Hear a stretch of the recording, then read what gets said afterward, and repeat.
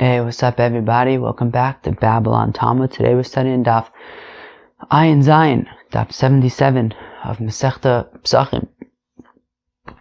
Now, friends, Daf Ayin Zayin is complex. It is complex. The beginning of it, so we're discussing different korban tzibors that are able to be brought b'tumah.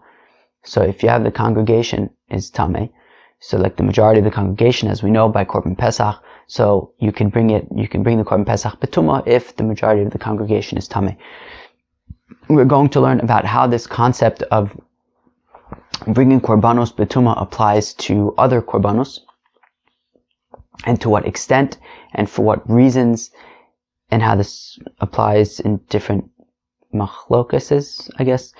But anyways, the Gemara, the daf today starts off kind of just in a normal kind of Gemara-y way, learning things out from Pesachim, but then we get into sort of the details of how exactly bringing korbanos b'tumah works.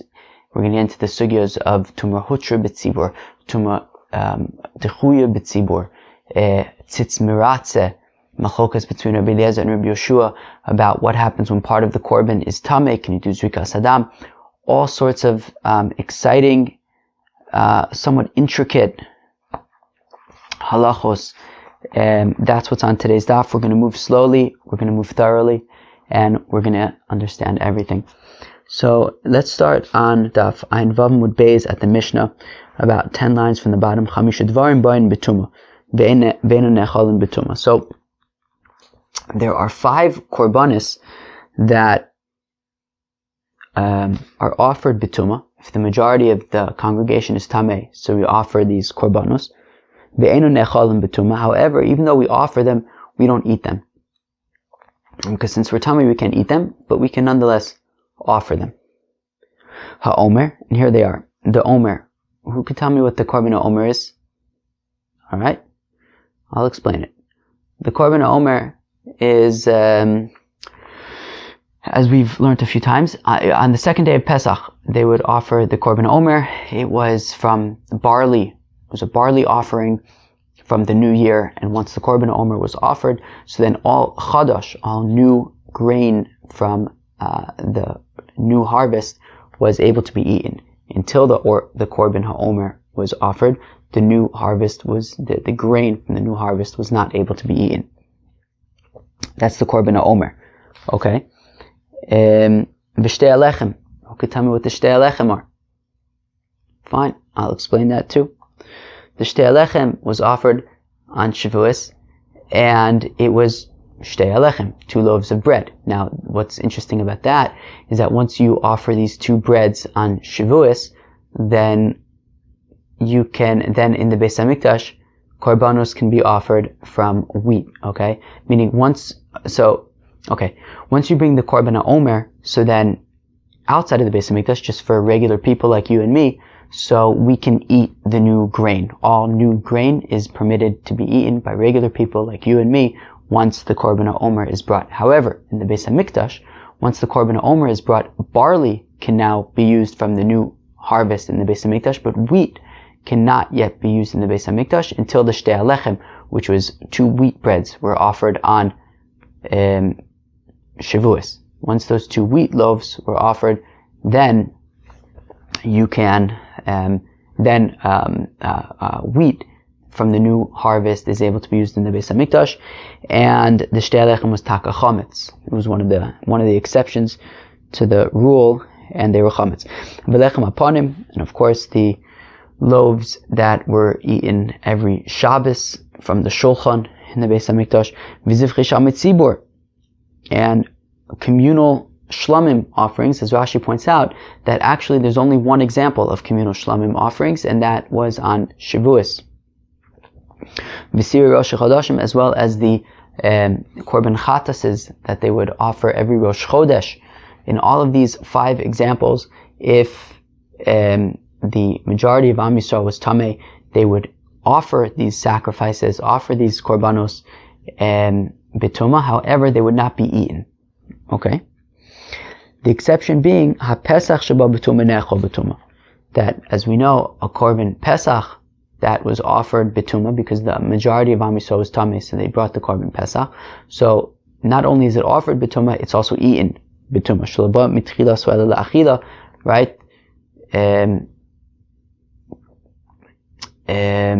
Because, what did the pasuk say? Ish lefi ochlo tachosu, right? Was that the reason why?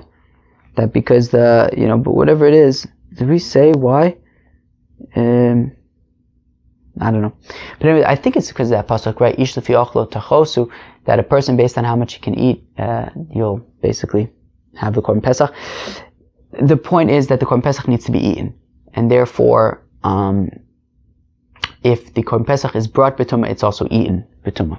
Okay, but the other 5 examples, you would offer B'tumah, however, you would not eat them. Let's go weiter. Chamisha l'mutei mais. When we say 5, what's being excluded? Why are we giving a specific number of 5? Not 6? What's the 6th? What's the one that didn't make the cut? So, l'mutei chagigas chamisha asur. To the exclusion of the Korban Chagiga. The first day of every regel. So we bring a Korban Chagiga. And we're saying that if the majority of Am Yisrael is Tameh, let's say on Pesach, while you would bring the Korban Pesach, you would not bring the Korban Chagiga on the first day of Pesach. Sagadati Chamino, because I may have thought to say, came the Korban Tzibur, since it's a communal offering, and as Rashi points out, it's not technically a Korban Tzibur because it's brought by individuals. It's not brought like by the Kohanim for the whole community. Rather, each person brings their own Korban Chagiga. However, Rashi points out it's brought b'kinufya. It's brought, in a great gathering. Everyone's coming. Everyone's bringing a Korban Chagiga. B'kvei le'moed, and there's a specific time to bring it on the Shalosh Regalim. Tidchei tumah. So I might think that, okay, well, it's got a specific time. It's a communal offering, so maybe it should be doche tumah like the other examples that we gave in the Mishnah. Kamash malon. So the Mishnah is teaching us, no, there are only 5 examples to the exclusion of the Korban Chagiga, came the Islay Tashlumin Kol Shiva, Lodachya Shabbos. That, well, since the Korban Chagiga, you can make up for it all 7 days, right? So if you don't bring the Korban Chagiga on the first day of Pesach, for example, so you can bring it on the 2nd or the 3rd, right? Any of the 7 days of Pesach. So because you can make up the Korban, if you didn't offer it on day 1, you can do it on day 2, and so forth. So it's not Toch Shabbos. So if the first day of Pesach is Shabbos, you would not offer the Korban Chagiga on Shabbos. You would offer it the next day, or the day after that if you didn't do that.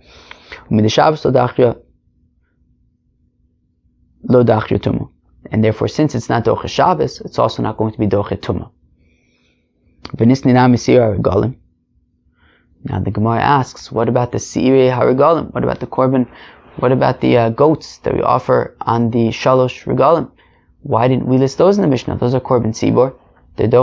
Aren't they Doche Tumah? So Atana le Zivchei Shamit Tzibor. So the Gemara says, yeah, well, the Mishnah did mention Zivchei Shamit Tzibor. The Mishnah did mention the Shlamim that we bring for the congregation on Shavuos, and therefore, just like it's the Zivchei Shamit Tzibor, it also, the same thing would apply to the Seirei HaRegalim, all the other Korban Musafs that we bring on every festival. So yeah, those would be brought B'tumah as well, though they would not be eaten B'tumah.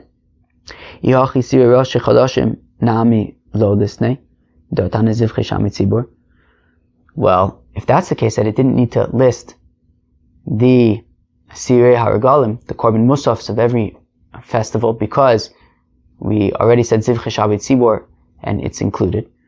Well, if that's the case, then why do I need to mention Seirei Rosh Chodashim, the Rosh Chodesh Korban Chatas? Can't I just have Zivchei Shamit Tzibor? I feel like I'm saying that as though I had a cold. Do I have a cold? I don't think so. I don't know. What do you want me to tell you? Where were we? So, therefore, since it says Zivchei Shalmei Tzibor, okay, that's better, I think. So it includes all the Korban Musafs from all the festivals. So I would assume that, well, then it should also include the Korban Chatas that we bring every Rosh Chodesh. Why should that be any different? So Amrei Seirei Rosh Chodashim, it's 3 chalei. So the Gemara answers, well, no, we needed to specifically call out the Seirei Rosh Chodashim, the Korban Chatas is from Rosh Chodesh, to say that they are brought b'tumah. Because Sakadaita Chamina, I may have thought to say, Haloksiv Behu Moed. That when it comes to the Seirei Rosh Chodesh, it doesn't say Moed by them. And since it doesn't say Moed, as we're going to learn in a minute, so I may have thought to say that it would not be brought b'tumah. Kamash Malan Rosh Chodesh Ikri Moed. So the Mishnah is coming to teach us that Rosh Chodesh is called a Moed, and because it's called a Moed, so we offer the Seirei Rosh Chodeshim b'tumah. Okay. Kid Abaye, like Abaye, the Amar Abaye, that Abaye says in Masechta Tainus, Tammuz Daishata Maluye Malyua Tichsiv Kara Olay Moed Lishba Bachura.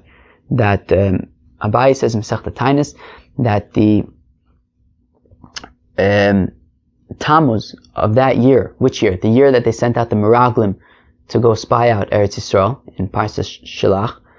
So the Tammuz, so of course the Meraglim were sent out on the 17th of Tammuz, Shivasa B'Tammuz, and they came back with their report on Tisha B'Av, which was 40 days. Now in order for that to be 40 days, Rosh Chodesh must have had to been 2 days in Tammuz.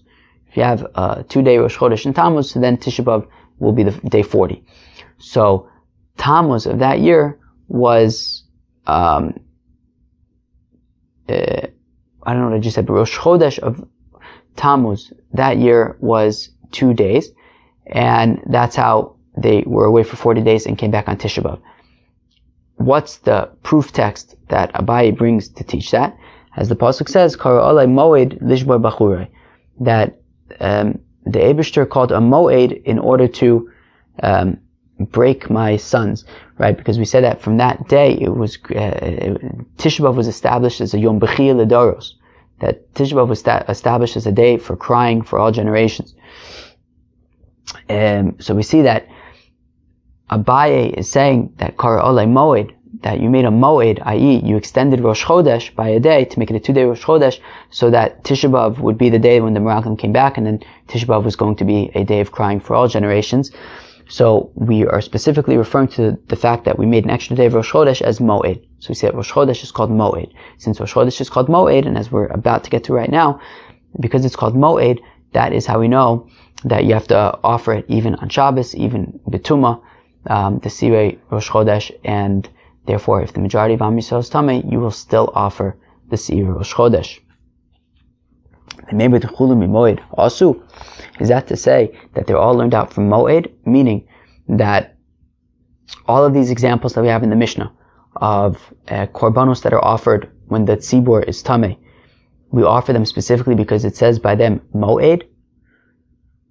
Minani mile, how do we know? Titanu Rabbanon. Okay, so it says we learn in the Brisa Moshe Moadei Hashem, that that Moshe spoke of the Moadim of the Eibishter.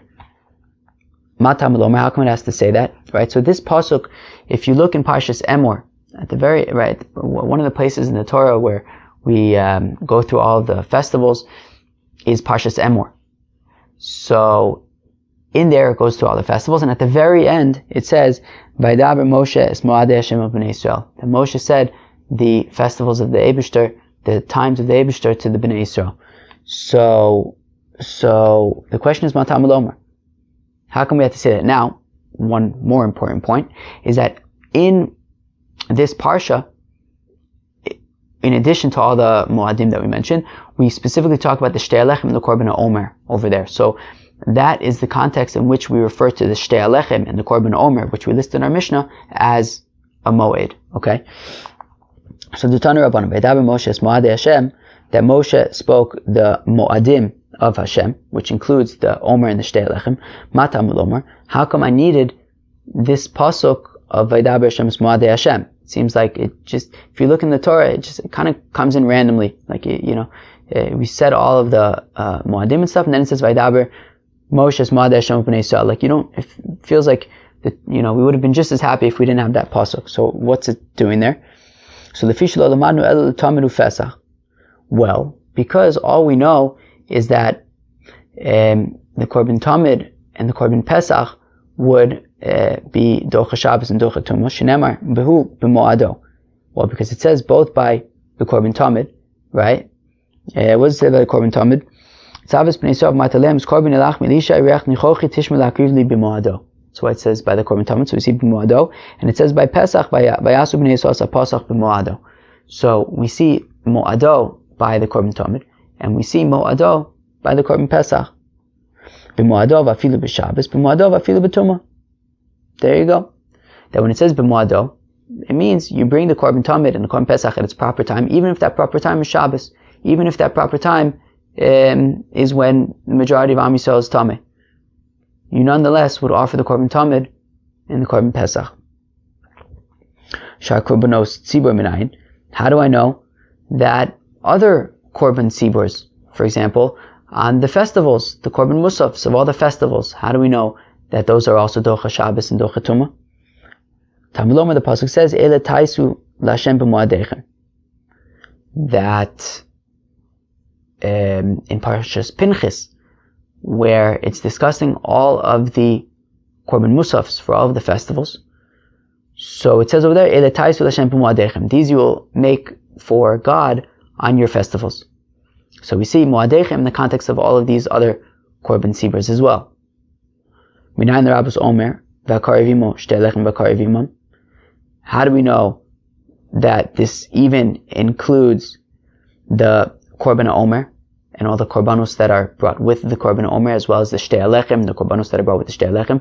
So essentially, also, how do we know the korban omer and the korban and the shtei lechem? How do we know that they are also brought on Shabbos and brought b'tumah? Tamiloma v'yadaber Moshe es ma'adei Hashem of b'nei Yisrael hakasav kav moed echad l'chulon. Therefore, the pasuk says, "Vaydaber Moshe es moadei Hashem el bnei Yisrael." That pasuk that came at the very end, after the korban omer and the shtei lechem, together with all the other festivals in Parshas Emor. So it says at the end, "Vaydaber Moshe es moadei Hashem el bnei Yisrael hakasav kav moed echad l'chulon." That the pasuk makes them all a moed. That God treats even the Torah treats even the korban omer and the shtei lechem as a moed, and that is how we know that they are also offered on Shabbos and b'tumah. Nafrek the Gemara, cholhani lamali. How come I need all of these psukim? That's a lot of psukim in very specific places. Can I just maybe teach moado in one place and then just figure out all the others from that one place? So tzriche, no. We actually need all of these examples. How come? Because of Achman Tamid. Well, if the pasuk only said by the korban tamid that it's docha Shabbos and docha tumah, havamina tamid shekinta dev'chalil, I would think, okay, fine. The korban tamid is docha Shabbos, docha tumah, because you bring it every single day of the year. V'chalil, it's a korban ola, it's entirely burnt on the mizbeach. That makes it super hardcore, and things that are super hardcore could be docha Shabbos and docha tumah. About Pesach, lo, the korban Pesach, you bring it once a year. You bring it home with you and you eat it with your friends. Not as hardcore. Kamash Milan, that's why we also have to have Moado by Korban Pesach. Now, because of Rachmana Pesach, Pesach Shu Anush Karis. If it only would have said Pesach, I would have argued, wait, Pesach actually is super extreme because Chayiv Karis. If you don't bring Pesach, if you don't bring the Korban Tzibur, I guess, I don't know. What's the punishment? I don't know. Maybe you didn't do a mitzvah saseh. I don't know what it is. But Korban Pesach, Chayiv Karis. So that would be docha Shabbos, docha tumah. Avol tamid de'ein anush karis emalo. But korban tamid, while sure, maybe it's brought every day and it's a korban ola, but you're not chayiv karis if you don't bring it. So maybe I would say it's not docha Shabbos, docha tumah. So kamash malan. That's why we need to learn both by korban Pesach and by korban tamid, because it says moado, you bring it even b'Shabbos and even b'tumah. Because of achmana hani tarte. Now, if the Torah would have only written moado by korban Pesach and korban tamid, I would think, okay, fine. Specifically by korban tamid and by korban Pesach, that they have a strict side to them. Tamid tadir v'chalil. The korban tamid you bring every single day, and it's entirely consumed on the mizbech. It's a korban ola. Pesach shu anush karis. Pesach, of course, has the fact that if you don't offer it, you're chayiv karis. But the other communal offerings, which don't seem to be as extreme necessarily as the Korban Tamid or the Korban Pesach. Maybe the other communal offerings would not be docha Shabbos, docha tumah. Therefore, the pasuk says in Parshas Emor at the end, no, not Parshas Emor, in Parshas Pinchas, after mentioning the Korban Musafs of all the holidays, it says, these you will make for the Eibishter on your Mo'adim. So we call all of these communal offerings Mo'ed to say that the Docha Shabbos, Docha Tumah, because of Rachmana Eile Taisu L'Shem B'Mo'adechem. And if the Torah would have stopped there and not mentioned anything by the Shtei Alechem, and the Omer Havamina Shar Korbanos Tzibur Abayin L'Chaper, so we'll say, yeah, okay, well those Korbanos on the festivals are coming L'Chaper, right? And you bring like a Korban Chatas, and you get a Kapara. Aval Omer V'Shtei Alechem Te'in Bayin L'Chaper El L'Hater Be'alma Ninu. Lo. But by the Korban Omer and the Shtei Alechem, they're not coming for like a Kapara to get atonement for anything. They're coming to allow things. You bring the Korban Omer, you can now eat the Chadash, your new harvest. You bring the Shtei Alechem, you can now use wheat in the Beis HaMikdash. It's not coming necessarily for any kind of atonement. So maybe I will say that they would not be docha Shabbos, docha tumah, kamash malon. Therefore, it says, what is it? Moshe's Mo'adei Hashem b'nei Israel, to say that since it comes after Omer and Shtei Alechem, to say that even Omer and Shtei Alechem are also a Mo'ed, and it's docha Shabbos, docha tumah, because of Achmana Omer v'Shtei Alechem l'chudayu. And if the Torah would have only said Omer and Shtei Alechem and none of the other ones, Hava Amina Adraba Omer v'Shtei Alechem de Alime but in the Hatir Aval Hanachlo Kamash Malan. And if the Torah would have only said Mo'adei in the context of the Korban Omer and the Shtei Alechem, so then I may have flipped it around and actually now started arguing that maybe the Omer and the Shtei Alechem are actually stronger than everything else because they're coming to permit things. I guess, I don't know, maybe it's like almost like Kocha de Tera Adif, right? In order to permit things, it's stronger, it's more significant. I don't know. Somehow now we're going to want to argue that because that, while a second ago we wanted to say that, something that comes to atone is more significant than something that's merely coming to permit. Now all of a sudden, if all we had was Mo'ado in the context of Shtei Alechem and Omer, we could figure out how to make the argument that, well, actually, if it's coming to permit, it would be more significant than those other ones, and maybe that is where it would be Docha Shabbos, Docha Tumah, but not necessarily by the other Korbanos. So we needed to say Mo'ado every step of the way, so that we are as explicit as possible that Tamid, Pesach, Korbanos Tzibur, Shtei Alechem, Omer, everything, all of these inyanim would be Docha Shabbos and Docha Tumah. Okay. Tell me when you guys are ready. Take a second. What's it called? I forget what it's called, but get yourselves ready, because you're gonna have to think a shtickle. Maybe stop your car, pull over on the side of the highway, and focus.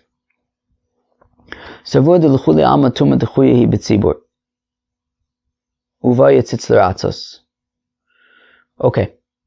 Now, the Gemara says that we want to assume for now that Tumah is the Chuya B'tzibur and that we need the tzitz l'ratzos. What in the world are those two things? So, we've been saying up until now, of course, that the Korban Pesach is able to be offered B'tumah, right? If you have the majority of Am Yisrael is Tameh, so they don't bring Pesach Sheni, instead they just bring the regular Korban Pesach and they bring it B'tumah. The question is, why? What happened to the Tumah? Meaning, if you have an individual who's Tameh, so he can't bring the Korban Pesach. He's got to wait till Pesach Sheni. So clearly, Tumah is a problem when it comes to Korban Pesach. So why do we say that? But if everyone, if a majority of Am Yisrael is Tameh, so then you can bring the Korban Pesach. Why? Everyone's Tameh. What happened to the Tumah? So there's two options for how to explain what happened to the Tumah. One is called Tumah Dechuya B'tzibur, The other one is tumah hutra b'tzibur. Dachui means pushed off. What this means is that, yeah, sure, the tumah is still there. Everyone's tameh, the tumah is still there, but it's kind of suppressed. It's somehow, we get around it when it's b'tzibur.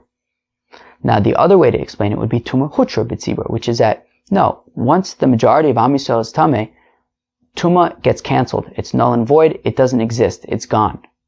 It's hutra. It's mutter. There's no such thing as tumah anymore. Once, you have that critical mass, you cross the tipping point, and now the majority of Am Yisrael is tameh.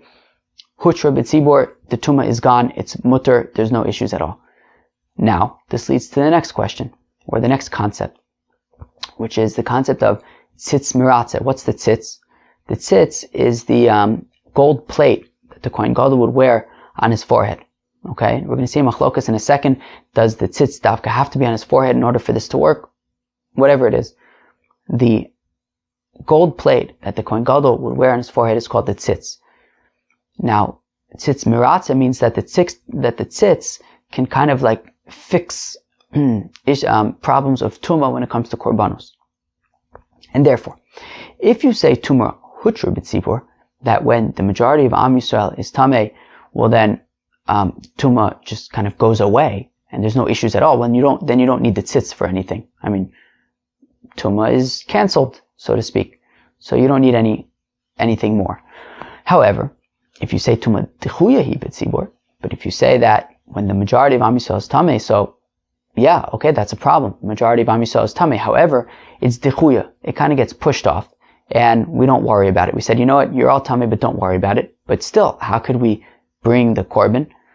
So, well, we rely upon the fact that the tzitz is going to kind of fix the fact that we're bringing this korban b'tumah. So we're gonna, so basically what happens is that, yeah, in general, an individual who's tameh cannot bring the korban pesach. However, if the majority of Am Yisrael is tameh, fine, you're allowed to bring the korban pesach b'tumah. But how do you get around the fact that, no, you have all these tameh korban pesachs? Well, the tzitz is going to kind of be miratze. It's going to fix it. It's going to,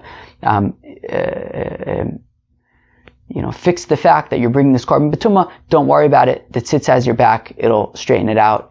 I don't know that it necessarily makes it tahor, but it makes it okay. Okay? So if you say tumah hutra b'tzibur, you don't need the tzitz, because tumah is basically cancelled if the majority of Am Yisrael is tameh. However, if you say tumah dechuya b'tzibur, so tumah is still there, but it's like, you know what, don't worry about it, even though you're tameh, you could bring the korban pesach anyways. We then have to rely upon the tzitz to fix things. Now, it's not a perfect solution. The tzitz can't just fix anything. It's magical, sure, but not absolutely magical, and there are limitations to what the tzitz is able to fix or not. And all of these variables are going to lead to an interesting path ahead of us. So the Gemara says, okay, we want to assume for now that everyone agrees tumah dechuya hi b'tzibur, that when you have the majority of Am Yisrael tameh, the reason why they're able to bring the korban pesach is not because tumah is cancelled, it's just because tumah is nonetheless an issue. Meaning, even though you're tameh, you're still able to bring the korban bitumah. Uvaya tzitz l'ratzos, and therefore, because it's dechuya hi, right, the tumah is still there, we just say, don't worry, go ahead. So then we have to rely upon the tzitz to fix things, to fix the fact that we're bringing tameh korbanos. Because Rabbi Yehuda is the only Tana who holds that tumah hutra b'tzibur, or so we're assuming for now. The Tanya is learning about it. Tzitz bein sheyeshna mitzcho ben she'eno mitzcho miratze divrei Reb Shimon. That according to Reb Shimon, whether the tzitz is currently on the forehead of the Kohen Gadol, or whether it's not, it doesn't matter. Either way, it fixes any issues of tumah when it comes to korbanos. Rabbi Yehuda Omer says, Rabbi Yehuda, Odeyo mitzcho miratze ein odeyo mitzcho eino miratze. Whereas Rabbi Yehuda's opinion is that no, the tzitz must be on the forehead of the Kohen Gadol in order to fix whatever it can fix. If it's not currently on the forehead of the Kohen Gadol, and then there's like korbanos that are brought b'tumah, well, those korbanos won't be fixed. Amar lo Reb Shimon, Kohen Gadol b'yom kippurim yochiach. Reb Shimon argues against Reb Yehuda, and he says, what do you mean? I can prove to you that the tzitz fixes things even if it's not on the forehead of the Kohen Gadol. She'eno al mitzcho And he says, my proof will be Kohen Gadol b'Yom Kippurim, she'eno hamitzcho, that the Kohen Gadol, when he goes into the Kodesh HaKodashim, does not wear any gold at all, because he's only going to wear white. Umaratze, and yet, so even though he's not wearing the tzitz on his forehead at that time, still, if there were any issue, tumah issues, the tzitz would still be meratze. So says Reb Shimon, you see, even though the Kohen Gadol isn't wearing the tzitz, it's still going to fix any issues with tumah b'kodshim, and therefore, says Reb Shimon, we see that the tzitz can be meratze even if it's not on the forehead of the Kohen Gadol at the time. Omerlo, to which Rabbi Yehuda says, that's not a good proof. Don't bring me a proof from Yom Kippur. The fact that there's no issues with tumah b'kodshim on Yom Kippur has nothing to do with the tzitz. It's because tumah hutra b'tzibur. It's because Yom Kippur, these are communal offerings, and since they're communal, tumah is cancelled, so to speak. Tumah is irrelevant when it comes to communal offerings, and therefore you don't need the tzitz in order to fix any issues that might arise in the kodshim on Yom Kippur. Implying that Reb Shimon's opinion is that tumah d'chuya hi b'tzibur. That according to Reb Shimon, that on Yom Kippur, when you have these communal offerings, you still have to be concerned about tumah, just that if there are any issues, the tzitz will fix them.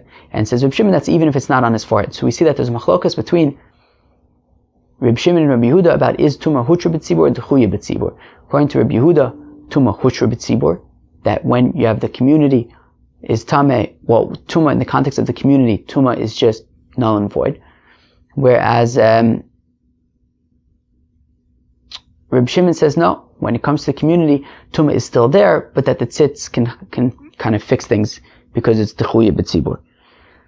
Okay, fine. So, the Gemara is saying right now that we want to assume that according to everybody, tumah is d'chuya b'tzibur. There's only the opinion of Rabbi Yehuda who says it's hutra b'tzibur. We're not going to assume that. We're going to assume that tumah is d'chuya b'tzibur. Okay? And therefore we have to rely upon the tzitz in order to fix things.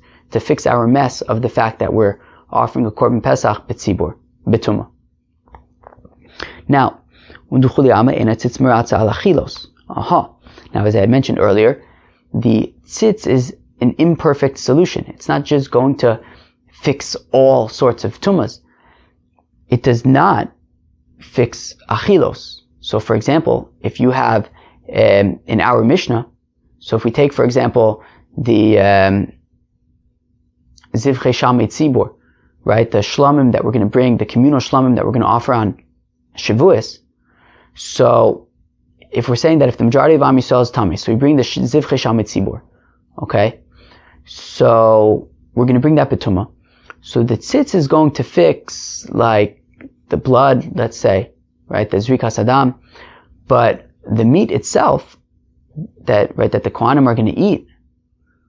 So the tzitz is not meratze al achilos. The tzitz doesn't fix the tumah of the meat, and therefore, so if we see in our Mishnah, so we said that you'll bring the korban, let's say the zivchei shamei tzibur, you'll bring these korban shlamims on Shavuos.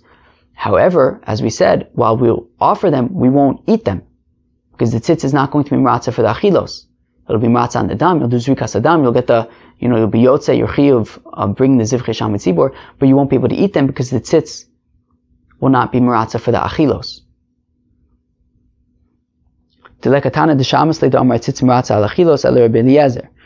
Because the only Tana who says that the tzitz is meratze for achilos, right? So the only Tana who says that is Rabbi Eliezer. The Tana is, we learn in the Bryce, Rabbi Eliezer, Omer says Rabbi Eliezer, hatzitz meratze al achilos, that the tzitz fixes even like the ability to eat korbanos. Okay, so if you bring a korban b'tzibur, so then, right, so if you have the tzibur is tumah, you bring a korban b'tumah, so tumah d'chuya b'tzibur, now you rely upon the tzitz in order to fix things. So Rabbi Eliezer says that tzitz will even fix the ability to eat the korbanos. Rabbi Yossi Omer, Eina tzitz matzah lechilos. The tzitz is not going to fix the ability to eat korbanos. Okay, period. So we just said a few things over here. We want to assume that tumah dechuya hi b'tzibor, and therefore, when you have, let's take the zivchei shal mitzibor, the shlamim that you bring on Shavuos, you bring them b'tumah. So we're going to say tumah dechuya hi b'tzibor, and because it's the congregation, you're allowed to bring this the shlamim b'tumah. Fine. Now we're going to have to now, because we're saying dechuya hi b'tzibor, that tumah isn't cancelled, it's just kind of like suppressed. Well, we then have to rely upon the tzitz to actually fix the mess that we're creating by bringing these korbanos b'tumah. So the tzitz is going to now fix things, but the tzitz doesn't fix everything. It fixes the blood. It doesn't fix the ability to eat the korbanos. Okay, fine. Now, we move on to sort of the next layer of this, which is Nema Masnisim Diluk Rabbi Yoshua. Let's say that our Mishnah then is not like Rabbi Yoshua. Okay, what does Rabbi Yoshua say? Titania, as we learn in the Brisa, Vasisa Olosecha Abasar ve'Adam. Right, the pasuk says that you will bring your korban olos, basar, and dam, and then it also says V'dam zvachecha yishafech hamizbach Hashem Elokecha ve'abasar tochel. So the pasuk says Vasisa Olosecha Abasar ve'Adam, that you will make your korban olas meat and blood. Rabbi Yoshua Omer says, Rabbi Yoshua, im ein dam, ein basar, im ein basar, ein dam. So Rabbi Yoshua's opinion, he says, look, if something goes wrong with the blood and you can't offer the blood, well then you're not going to have the basar either, the meat. And if something goes wrong with the meat, you're not going to have the blood either. And therefore, for example, if we take it back to our case, in our Mishnah, with, let's say, the zivchei shal mitzibor, which we've been using as our example, well, we're saying that tumah dechuya hi b'tzibor, and therefore the majority of Am Yisrael is tameh. You're bringing these shlamim anyways, but you bring them b'tumah. We're now relying upon the tzitz in order to now clean up after this mess. And the tzitz, however, has limitations. So it will be maratza for the dam, but it won't be maratza for the achilos. And therefore this meat, essentially, is going to remain tameh and cannot be eaten by the Kohanim. Now, if you're Rabbi Yoshua, you're saying ein basar ein dam. So if you don't have this meat, because the tzitz is not maratza and achilos, well then, you also don't have blood, i.e., you can't do zrikas adam. And if you can't do zrikas adam, then we got nothing to talk about. Then you're basically, you're not accomplishing anything. You're unable to offer these korbanos if you can't even do the zrikas adam. So therefore, we want to say that according to Rabbi Yoshua, who says that if there's no basar, there's no dam, well then, since the tzitz is not maratza and achilos, that means that the meat remains tameh, in which case the Kohanim can't eat it, and if they can't eat it, well then you wouldn't be able to do zrikas adam either, in which case you can't really offer the korbanos in the first place, in which case the Mishnah can't be Rabbi Yoshua.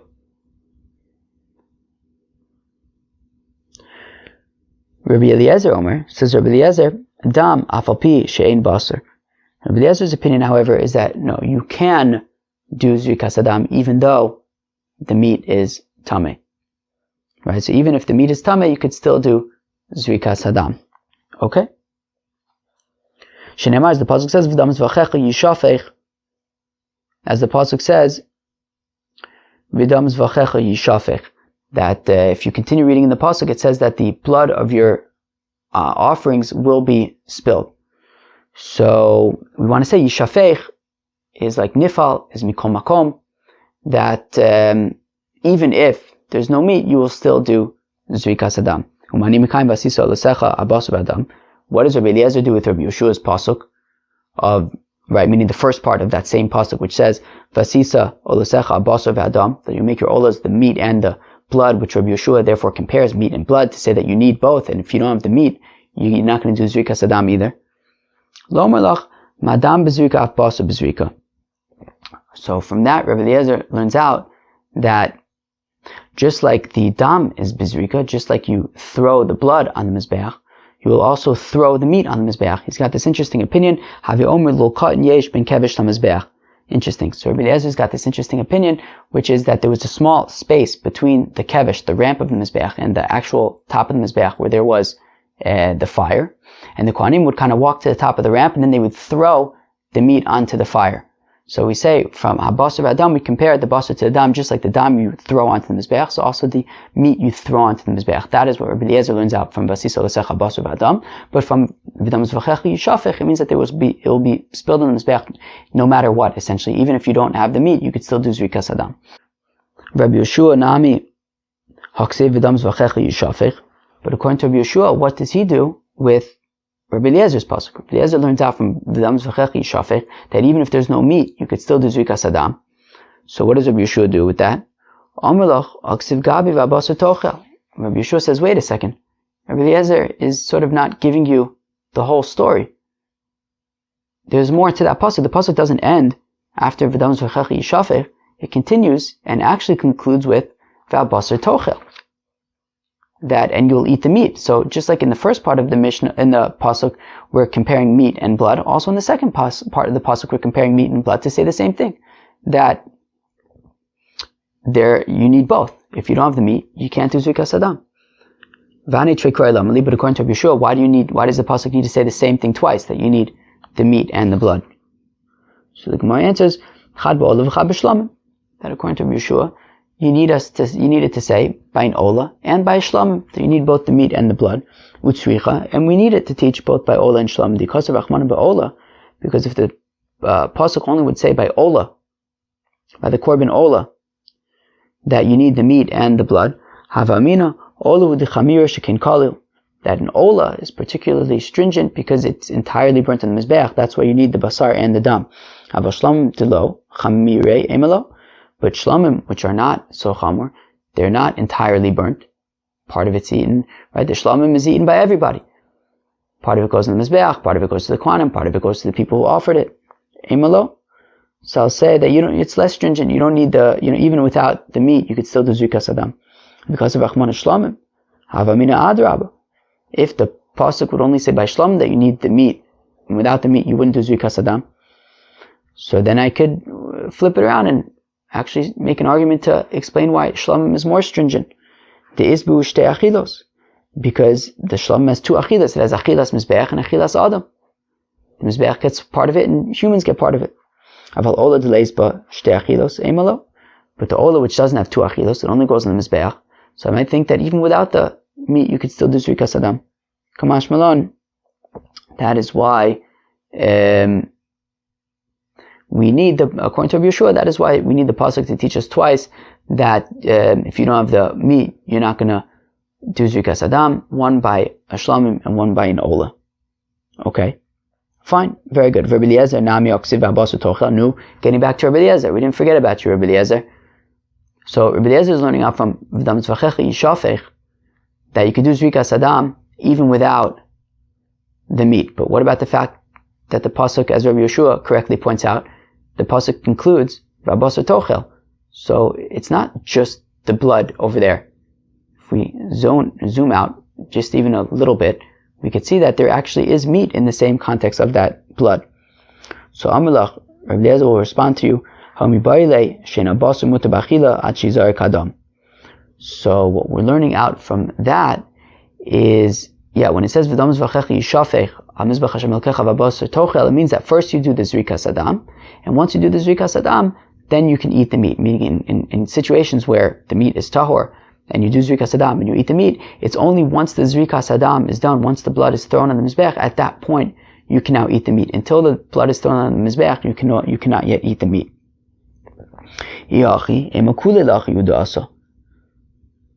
Well, if that's the case, that we're learning out from this pasuk that first you do zrikas adam and then you eat the meat, well, then let's say that that's what we learn out from that pasuk. Well, then how do we know the other thing that Rabbi Eliezer wants to learn out from this pasuk, which is even if there's no meat, you still do the zrikas adam? You can't learn out both things from the same pasuk.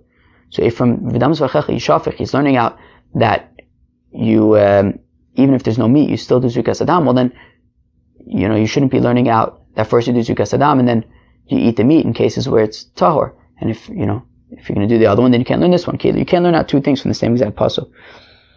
But unless you can make an argument to do so, which is Amalach, Rabbi Eliezer will respond to you, Im ken nichtav rachmana abasar tochel v'hadar v'dam zvachecha yishafech. Says Rabbi Eliezer, well, if that was the case, that we can only learn out one thing from that pasuk, well then, the second part of the pasuk should be just like the first part of the pasuk, i.e., the first part of the pasuk says, "Vasisa olasecha basar ve'adam."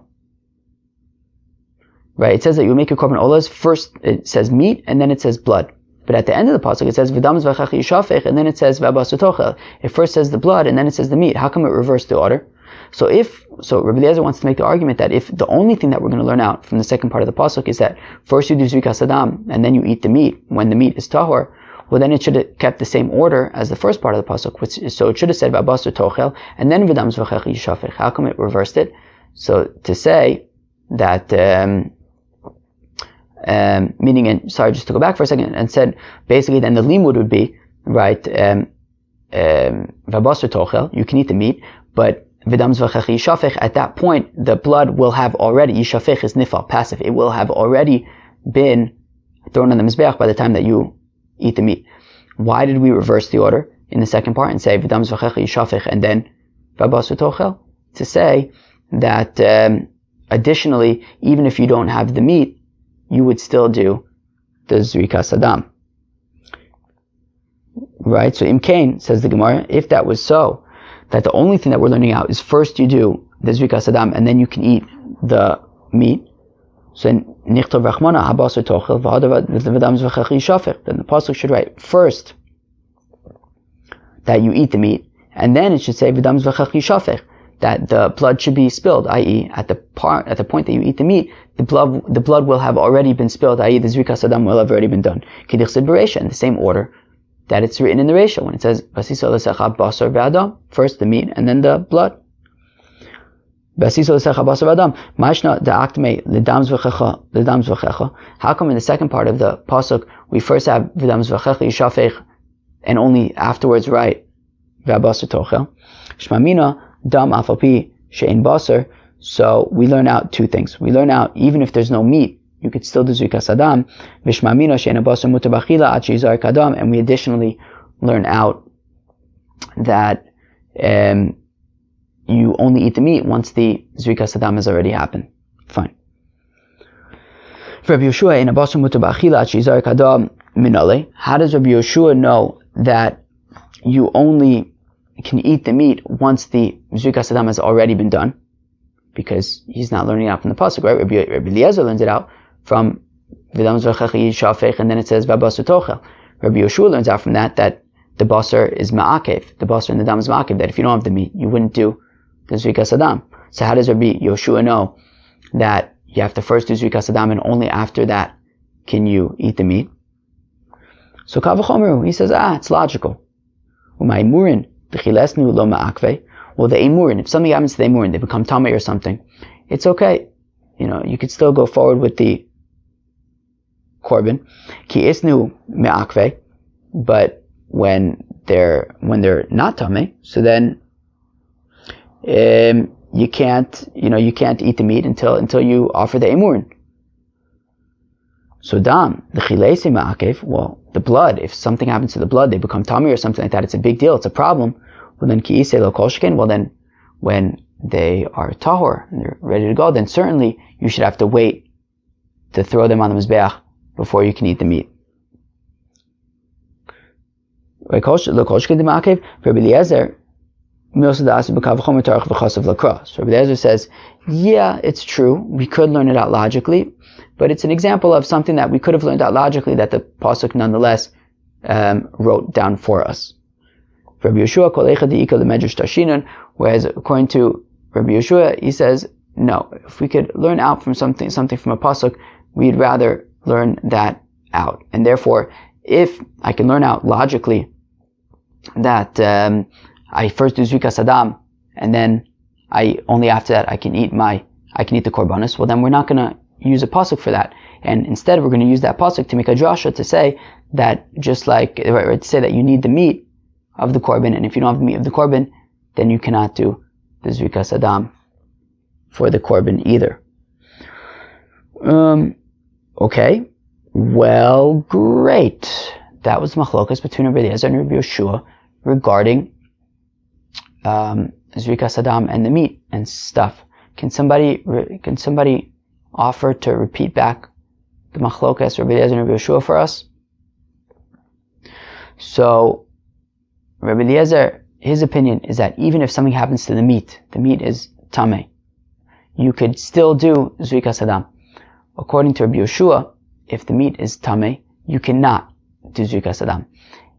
And therefore, says the Gemara finally, Hashta lema masnisin delok Rabbi Yehoshua. Now getting back to where we started, let us say that this Mishnah is therefore not Rabbi Yehoshua.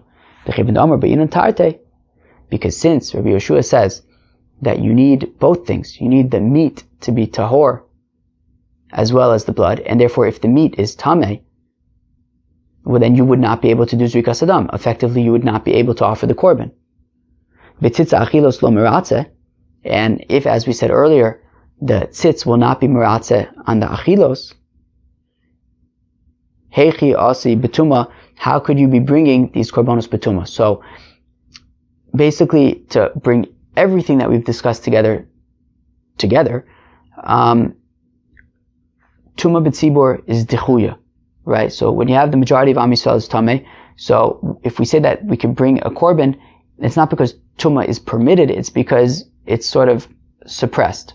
Meaning, even though you're tameh, you could still offer the korban, which therefore we then have to rely upon the tzitz to kind of clean up the mess and be metaher things. However, tzitz is only not meratzah an achilos, right? So while the tzitz can fix the issue of the blood being tameh, it will not allow us to eat the meat. Now, if you're Rabbi Yehoshua, that's a big deal. You need to be able to eat the meat in order to be able to do zrikas hadam. Now, going back to our Mishnah, we're saying that let's take the example that we've been using, which is zivchei shamei tzibur. So the shlamim of Shavuos, let's say that you're going to bring betuma, well, you're not going to be able to eat it because the tzitz won't fix the eating. And if you can't eat it, Rabbi Yehoshua would say you wouldn't be able to do zrikas hadam, which effectively means that you can't offer the korban. So then, therefore, let's say that the Mishnah is clearly not Rabbi Yehoshua. Fun times. Where are we? So the Gemara says, Afilu Tema Rabbi Yehoshua. So the Gemara answers, you can even say that the Mishnah is Rabbi Yehoshua. How? Kosav Rabbi Yehoshua atzitz meratzeh ala olin. Interesting. So we want to make the argument that there's actually another thing that we could throw into the mix, which is the tzitz being meratzeh for blood. There's the tzitz being meratzeh for the meat that you eat, but there's another thing. The tzitz being meratzeh for the emurin, for the parts of the animal that go on the mizbeach, right? So if we take our zivchei shamei tzibur, so a shlamim, you have part of it that goes on the mizbeach, and then you have part of it that's eaten. So in general, a shlamim is eaten partially by the mizbeach, partially by the kohanim, and partially by the owners. But I assume that if it's a shamei tzibur, shlamim, a communal shlamim, I assume that the kohanim are just going to eat all of the meat. But so let's say in this case, so Rabbi Yehoshua is going to say, sure, the tzitz will not fix the achilos, the eating, so the kohanim won't be able to eat the meat. However, the tzitz will fix the emurin that go on the mizbeach, and as long as the emurin go on the mizbeach, then that's enough. So therefore, since the emurin can still go on the mizbeach, because the tzitz will fix that, so you could still do the zrikas hadam, and that is why you would offer the korbanos b'tzibur, and the Mishnah could even be Rabbi Yehoshua. But the Gemara says that's only a partial answer, because atenach zvachim tika olin, that would work for the korbanos, that would work for the zivchei shamei tzibur, the seirei rosh chodesh. What else did we have over there? The what was the other example that we had? Oh yeah, that would really be it. Oh, even like whatever we explained the bazichin, it could work fine. But what about el omer v'shtei alechem, the leka olam ma'ikal amimer? But what about the korban omer? What about the shtei alechem? So if we take the korban omer, for example, it's a flour offering. So therefore, you're going to have a handful that you throw on the mizbeach, and as Rashi says, the kometz, which is this fistful of flour that you'll take and throw on the mizbeach, is the equivalent of the zrikas hadam by a korban, by an animal, throwing the blood on the mizbeach. So we want to explain that. So going back to our example that we've been using of the Zivchei Shalmei Tzibor, the Shlomim offerings, okay, so because the tzitz will be meratzah for the emurin that go on the Mizbeach, so therefore you could bring the korban into Zrikas Hadam. But what about, for example, the korban omer that doesn't have like emurin that go on the Mizbeach? It's got the komets that you throw on the Mizbeach, but that's essentially the equivalent of the Zrikas Hadam. But there's not going to be like emurin that you go on the Mizbeach. No, there's two parts. There's the komets that you throw on the Mizbeach, and then there's the rest that goes to the Kohanim. And the rest that goes to the Kohanim, we're saying that the tzitz is not meratzah. Well, if the tzitz isn't meratzah for that, then you're not going to do the komets either, which is the equivalent of the Zrikas Hadam. Well, if that's the case, then according to Rabbi Yeshua, how can you offer it? And then the Shtei Alechem goes even a step further, because that doesn't even have a komets. That's just 2 loaf of breads. And that is eaten, I guess, by the Kohanim. I think by the Kohanim. So, in that case, then like, entirely there's nothing you can eat, because this isn't meratzah alachila, so why even bother bringing the Shtei Alechem? B'tumah. So the Gemara answers, well, Amri ki Amr Rabbi Yoshua nami de'b'inan tarte bizvachim b'menachos lo Amr. So the Gemara wants to say, well, when Rabbi Yoshua says that you need the meat, and if you don't have the meat, then it's then you wouldn't do Zrikas Hadam. Well, that's just by animals. But when it comes to menachos, when it comes to flour offerings, he wouldn't say that, and therefore, even though, let's say, you can't eat the Shtei Alechem, or you can't eat the Omer, nonetheless, you would still offer them, even though you can't eat them. Right? The requirement of being able to eat the meat is only by animals. Okay. With menachos lo amar, then the Gemara says, 1 second. Does Rabbi Yeshua, is that true? Does Rabbi Yeshua say that by menachos you do not need to be able to eat the korban mincha? But we learn in the Mishnah, nitmeu shiareh, if the shiraim, kilu, the korban omer has 2 parts. It's got the komets, the fistful that you throw on the mizbeach, and then there's the shiraim, everything other, all the rest of it, and that is eaten by the kohen.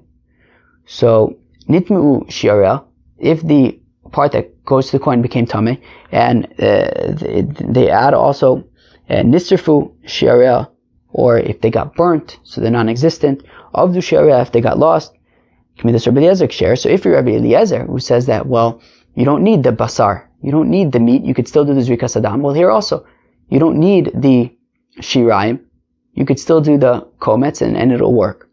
K'midas Rabbi Yeshua psula. But we're saying, but if we go based on Rabbi Yeshua's approach, which is that you need the meat, and if you don't have the meat, then you can't do Zrikas Hadam. Well, we're saying in this Mishnah that Rabbi Yeshua would say that by a mincha, if the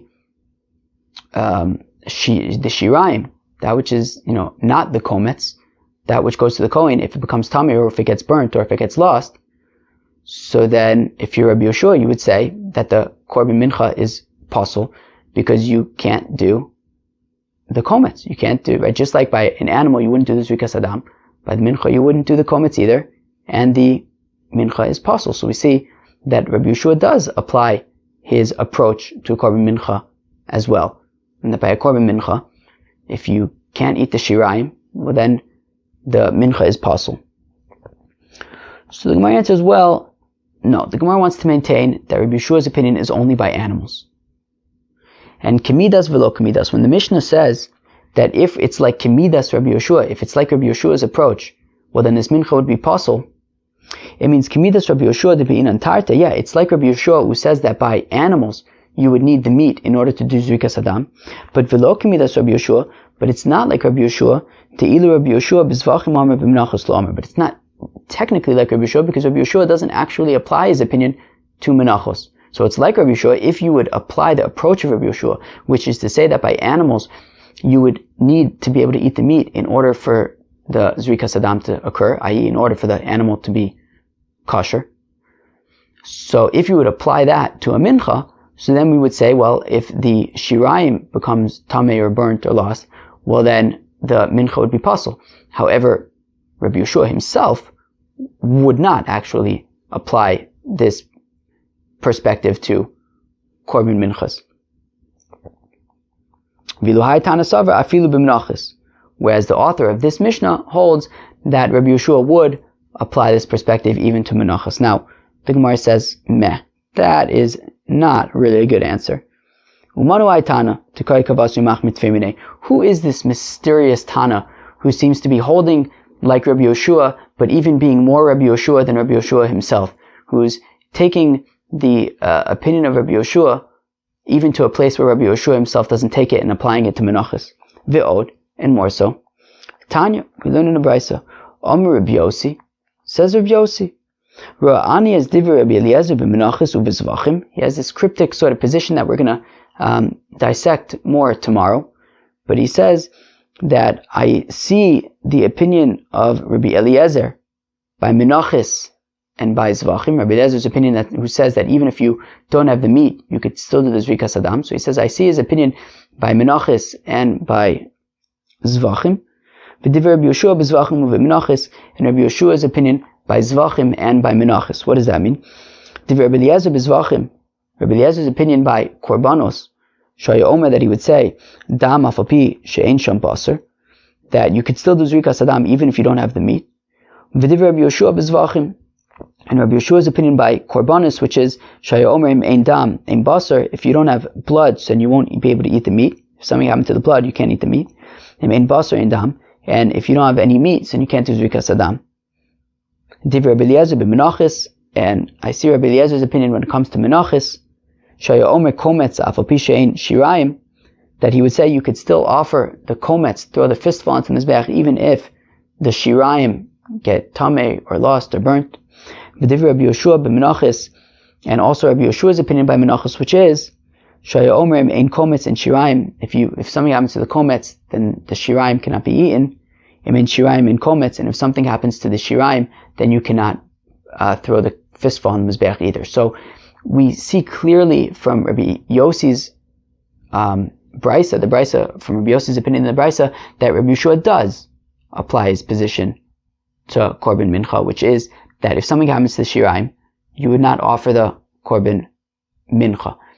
And if that's the case, with everything that we have set up until now, that we're assuming that tumah is dechuya hi b'tzibur, and we rely upon the tzitz to be miratza, and the tzitz is not miratza on achilos. So if that's the case, then when it comes to, let's say, the korban ha'omer, which the tzitz is not going to be miratza on the shirayim, well then there's no point in offering the kometz if you're Rabbi Yehoshua. In which case, the Mishnah must not be him, because if you're Rabbi Yehoshua, then there's no point in ordering the korban, in offering the korban ha'omer, since the shirayim are going to be tameh, and therefore there's no point in throwing the kometz onto the mizbeach. Okay, so then the Gemara says, Elek sav Rabbi Yehoshua tzitz miratza al achilos. Okay, so now the Gemara wants to say for the first time that actually, wait, maybe this concept that the tzitz is not miratza an achilos, maybe we could amend that. Maybe actually Rabbi Yeshua's opinion is that the tzitz is miratza al achilos, and therefore, if the tzitz is miratza al achilos, well then, okay, let's take the korban omer for example. So it's brought b'tumah. Tumah is dechuya b'tzibur. The tzitz is going to fix the achilos as well, and therefore you can eat the shirayim of the korban omer, and so that's why you bring the korban omer. According to Rabbi Yeshua, tzitz is miratza an achilos. You do the kometz, the kohanim eat the shirayim. Great. Yahachi, but if that's the case, amai kimidas Rabbi Yeshua psula.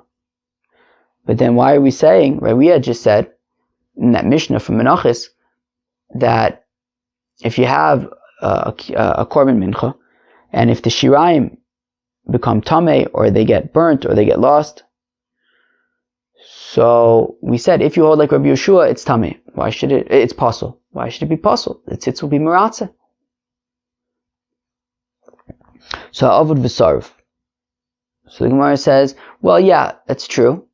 That's true. If you're kamidas Rabbi Yeshua, then by the tumah, so the tzitz will be miratza and it won't actually be pasul. However, but by the avud v'sarv, by when it gets lost and when it gets burnt, it'll be a problem, because since it's lost or burnt, the shirayim are gone, and you kind of need the shirayim, according to Rabbi Yeshua. Okay. Now, the nitma l'man katani, But then why does it say tameh in the first place? Rabbi Eliezer, what you need it for Rabbi Eliezer's opinion, which is that even if the shiraim are completely gone, you could still throw the komas in the mizbeach. Well, that's obvious that if it's tameh, you could still throw the komas in the mizbeach.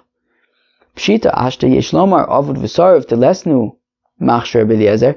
Well, if in the case of when it gets lost or when it gets burnt, when it's completely non-existent, Rabbi Eliezer still says you could throw the komas in the mizbeach. Nitma di'isei mibaya, when it becomes tameh, that it exists, it's just tameh, well then certainly Rabbi Eliezer would say that you could throw the komas in the mizbeach. Ela pshita Rabbi Yoshua. So it must be that the reason why it says nitma is for Rabbi Yoshua. V'katani psula, and it's in that it's psula, that kilu, even though the shiraim are in front of us, but since they're tameh, still we're going to say that if it's kamidas Rabbi Yoshua, then it's going to be pasul. So we see that Rabbi Yoshua seems to be applying this issue by the shiraim even betuma. So therefore, apparently, he would not say that the tzitz is meratzeh achilos. Ve'odem so tani, we learn in the Brayso Rabbi Yoshua. Omer says Rabbi Yoshua, kol zvachim shebatorah, all of the offerings in the Torah, ben shenit mabasa v'chelev kaim, whether the meat becomes tameh and the chelev remains intact, uvein shenit machelev v'vasar kaim, or whether the chelev becomes tameh but the meat is intact, zorek esadam, you could still do zrikas adam. However, aval nitmu tarvayu lo. But if both the meat and the fats become tameh, you can no longer do zrikas adam. Alma. So that is a very telling opinion of Rabbi Yoshua. Because Rabbi Yoshua says, look, you need to have either the fats or the meat. But if both the fats and the meat are tameh, you cannot do zrikas adam. But why not? We had just said along the way, we had just made two arguments. One regarding the olin, one regarding the achilos. We had said that according to Rabbi Yoshua, that the tzitz is meratzeh for the olin, for the parts that go on the mizbeach. Now we're saying that the tzitz is also meratzeh for the achilos, for the parts of the korban that you eat. But we have this opinion where Rabbi Yoshua says that the tzitz, that if the meat and the fats become tameh, so then the korban would be pasul. But if we're going to say that according to Rabbi Yoshua, the tzitz is meratzeh for the olin and the tzitz is meratzeh for the achilos, well then why should the korban be pasul? Let the tzitz just kind of fix everything. So clearly it must be that Rabbi Yoshua actually says that the tzitz is not meratzeh on olin and tzitz is not meratzeh on achilos. Okay, fine. Alright, so we're still having a hard time trying to argue that the Mishnah can be even Rabbi Yoshua. Because if the Mishnah is Rabbi Yoshua, well the tzitz is not meratzeh on the achilos, so then how could we explain that these korbanos that you bring b'tzibor, I mean, if he says that, if you don't have the meat, then you can't do the zrikas adam, well then what's the point of bringing these korbanos? Because the tzitz won't fix the achilos, so you can't eat them, and if you can't eat them, then what's the point of doing the zrikas adam? So it's getting hard to say that the Mishnah is Rabbi Yoshua. Hello, Olam Rabbi Yoshua. No, we could still try to argue that the Mishnah is Rabbi Yoshua. Rabbi Yoshua, he masnisin velo kasha. It's no problem. Kan lechatchila, kan di'evet. It's a question of lechatchila versus b'di'evet. Then when we say that according to Rabbi Yoshua, you need the meat, and if you don't have the meat, then you can't do the zrikas adam. That's lechatchila. Yeah, really, you should have the meat. What if you did it without the meat? So it's b'di'evet. So our Mishnah, when it says that you could bring these korbanos b'tzibor, it's not saying lechatchila you should bring them b'tzibor, it's b'di'evet. So kilu, in the event that you brought these korbanos, and so the tzitz was not meratzeh nachilos, so therefore you didn't have the meat, and it was tameh, but you did it anyways. So it'll work, because when Rabbi Yoshua says that you need the meat, and if you don't have the meat, then you can't do the zrikas adam, that's talking about the chatchila, but b'di'evet, if you did it, it works. And our Mishnah is talking about b'di'evet, that if you did offer these korbanos, it will still work. Okay, fine. So ki amar Rabbi Yehoshua l'chatchila di'eved lo. U'minat temer deshani lei the Rabbi Yehoshua ben l'chatchila l'di'eved. And how do I know that Rabbi Yehoshua makes a distinction between b'di'eved and l'chatchila? Titania, as we learn in the Brayz, nitma basar o shenifsal o shasar chutz l'klayim. If the meat became tamei or became pasul because a tvul yom touched it or went outside of the azara, Rabbi Eliezer Omer Yizarik. Rabbi Eliezer says nonetheless you could do Zrikas Adam. Rabbi Yehoshua Omer Lo Yizarik. Rabbi Yehoshua says that you would not do Zrikas Adam. Umod Rabbi Yehoshua, and Rabbi Yehoshua nonetheless admits Shem Zara Kurza, that if you didn't do Zrikas Adam, then it still works. So what do we see? So we see that Rabbi Yehoshua says that even b'di'eved things work. So therefore, we'll say that Rabbi Yeshua's opinion is that when he says that you need the meat, and if the meat's tamis, and you don't do Zrikas Adam, it's l'chatchila. But our Mishnah, when it says that even when the congregation is tamei, you would still offer the korbanos, that's talking about b'di'eved, right? Because the tzitz will not be miratza nachilos, but if they did it, it would still work. The Gemara has two kashas on that. Chada, question number one is the psula, the Evid mashma, that when we had that Mishnah earlier, which says that if you're Rabbi Yehoshua, you would say that, if the mincha, the shirayim became tamei or whatever, it's possible. It sounds like even b'di'eved, not just l'chatchila. Also, our Mishnah says that there are 5 korbanos that you can bring even when the tzibur is tamei. That's mashma, even l'chatchila. Like it's not a b'di'eved situation. It's saying that you're allowed to do these things, even l'chatchila.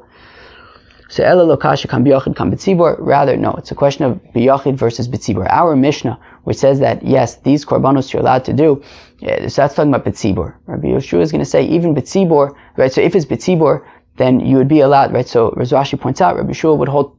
This is it's funny. Rashi points this out in like passing, but it's a big deal that Rabbi Yehoshua. We've been assuming until now that everyone agrees tumah dechuya b'tzibur. Rashi says no, b'tzibur. Actually, Rabbi Yehoshua holds tumah hutra b'tzibur. Tumah becomes permitted b'tzibur, and therefore b'tzibur you don't have to worry about the tzitz b'chlal. And therefore, Rabbi Yehoshua would say even the chatchila you could bring these korbanos b'tzibur. However, when it comes to b'yachid, so then he says, look, the chatchila you should need the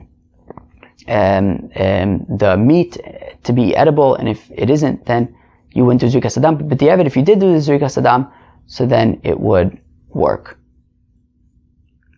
Holy shnikes. Well, that was Daf Ayin Zayin of Masechta Pesachim. I knew that this was going to be a crazy one. This must be well over an hour. I don't even know. Is it even? It's like might even be starting to get light outside. I knew it was going to be an insane daf. It took me a long time to learn, and I knew it was going to it took me a long time to review. I knew it was going to take a long time to record. Insane daf, absolutely insane daf. Let's review korbanos betuma betzibur. Okay, right. So we had this Mishnah which says that there are korbanos that you could bring. That if the tzibur is tamei, you could bring these korbanos. There were 5 examples. We talked about the machlokas between Rabbi Eliezer and Rabbi Yehoshua regarding Zrikas Adam when you can't eat the korbanos, when you can't eat the meat. According to Rabbi Eliezer, it doesn't matter. Even if you can't eat the meat, you could still do Zrikas Adam. According to Rabbi Yehoshua, no, it's important. If you can't eat the meat, then you cannot do Zrikas Adam. And then this all got into the whole context of when we have a korban that is offered when the congregation is tamei, why?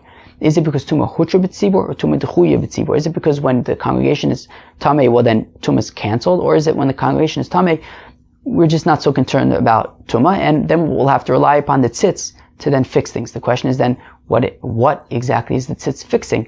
Is it fixing just the blood? What about the meat? Can you now eat the meat? What about, what else was there? The olim. What about the parts that go on the mizbeach? And this was all then in the context of, can we say that the Mishnah is Rabbi Yehoshua, right? Because Rabbi Yehoshua seems to be saying that if you can't eat the meat, then you can't do Zrikas Adam. And over here we seem to be saying that you're going to offer these korbanos, and Mistama, according to Rabbi Yehoshua, if we say that the tzitz is not miratza on the achilos, well then you can't eat the meat. If you can't eat the meat, then what's the point of doing the blood? So then we tried all sorts of things, like to say that, even though he says that the tzitz isn't miratza for achilos, but maybe it's miratza for olin, we threw that out. We said maybe Rabbi Yehoshua says the tzitz is miratza on achilos, we threw that out as well. And in the end, we ended up saying that, look, Rabbi Yehoshua holds actually tumah hutra b'tzibur, and therefore tzitz being miratza is irrelevant because it's allowed b'tzibur. and therefore the Mishnah, because it's B'tzibor, that's why you offer these korbanos. And when Rabbi Yeshua says that if there's no meat, then you don't do Zrikas Adam, that's talking about B'yachid, and it's talking L'chatchila. But if you ended up doing the Zrikas Adam anyways, so then B'diavad it would work. Chevre, go get some rest. Cheers.